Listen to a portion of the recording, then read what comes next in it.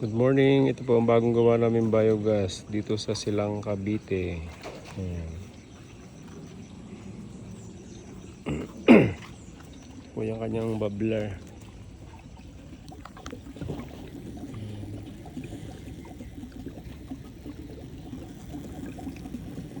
Pag sobrang gas, diyan sumisingaw.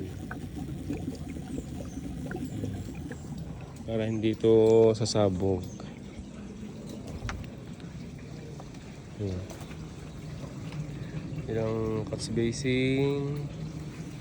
Itong inlet yan, papunta doon. Pag nagbara dito, susuksok yan. Yung inlet.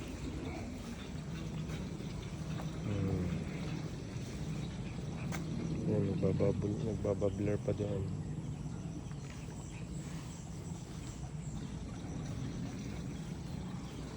Sobrang tigas. Pwedeng sakayan.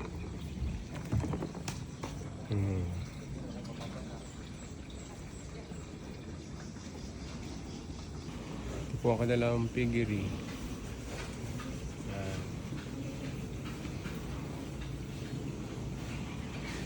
Piggery nila. Ito naman yung luma nilang biogas. Nabaak. Na-damage. Luma nilang biogas. Tapos nagpagawa ulit sila ng bago. Semento yan. Hindi naman nila magamit. Hindi mapakinabangan. Hindi yan gumagana.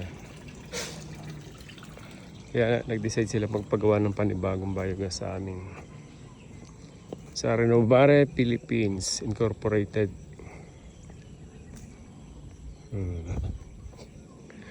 Yan po itsura niya. Dito ang outlet. Dito pupunta ang wastewater. Pwedeng gamiting organic fertilizer sa mga tanim nilang gulay. Yan. Dito po ito sa Silang Cavite.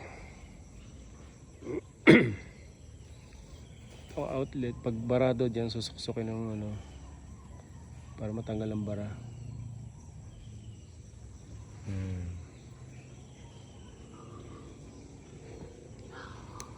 Tigas to.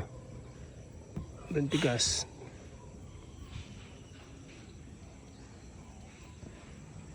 Pigirin nila. Ito yung kagagawa lang nilang biogas. Digester hindi gumana. Tsaka yung isang yon.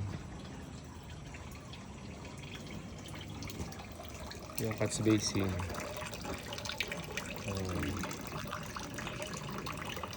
Doon kapasok ang dumi. Yan po ang ating biogas digester.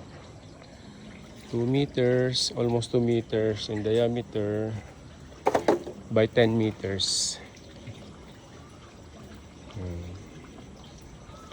Atin pong tingnan yung apoy niya sa dulo. Ito apoy niya.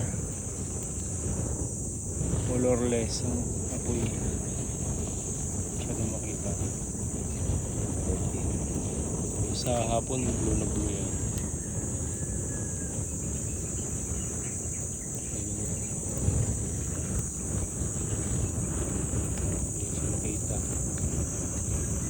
Makita ko apoy. Malakas ang apoy yun.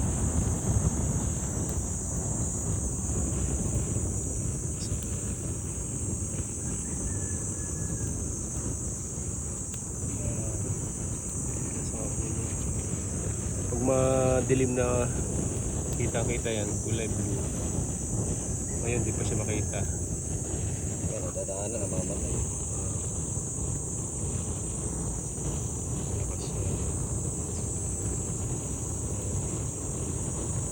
Yan ang puwi niya. Hindi masyado makita. Kung sa hapon blue na blue yan.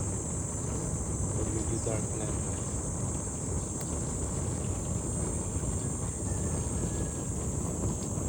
Magagapit na ng may-ari. Yan. Saan ang apoy niyan? Yan. Yan, ito yung nandun ang biogas. Hindi na makita ang apoy niya, kulay blue.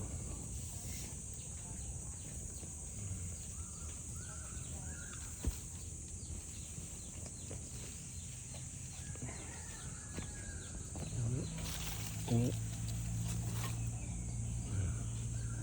Yan. Apoy niya. Lakas ang apoy niya. Init. Nasaan? Hindi makita.